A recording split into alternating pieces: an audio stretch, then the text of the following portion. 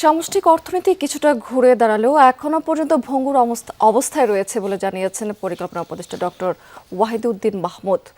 মূল্যস্ফীতি নিয়ন্ত্রণে আনতে সংকোচনমূলক মুদ্রানীতি ধরে রাখার প্রয়োজন নেই বলেও মনে করেন তিনি। অর্থনৈতিক স্থিতিশীলতা এবং পরবর্তী সরকারের চ্যালেঞ্জ নিয়ে ইআরএফ আয়োজিত সেমিনারে এসব কথা বলেছেন তিনি।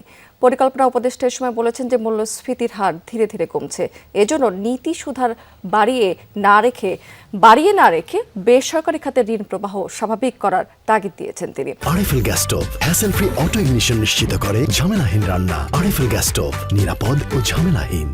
উন্নয়ন বাজেটের জন্য বৈদেশিক অর্থায়ন সংগ্রহ করতে ঋণের ফাঁদে পড়তে হয়, এখান থেকে বেরিয়ে আসতে রাজস্ব আয় বাড়ানোর আহ্বান জানিয়েছেন উপদেষ্টা। তিনি বলেছেন যে জ্বালানি খাতে সক্ষমতা কাজে লাগাতে না পারায় সমস্যা সহজেই দূর হবে না। পরে ইআরএফ সদস্য সন্তানদের বৃত্তি প্রদান করেন পরিকল্পনা উপদেষ্টা। ধরে আছেন যে 10% তিনি থাকবেন যতদিন পর্যন্ত না মূল্যস্ফীতি 7% নিচে না নামে।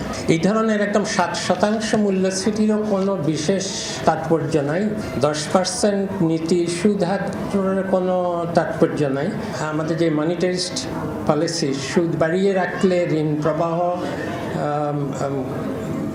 কমিয়ে মূল্যস্ফীতি কমিয়ে রাখা যাবে, এটার অত প্রয়োজন এখন আর নেই।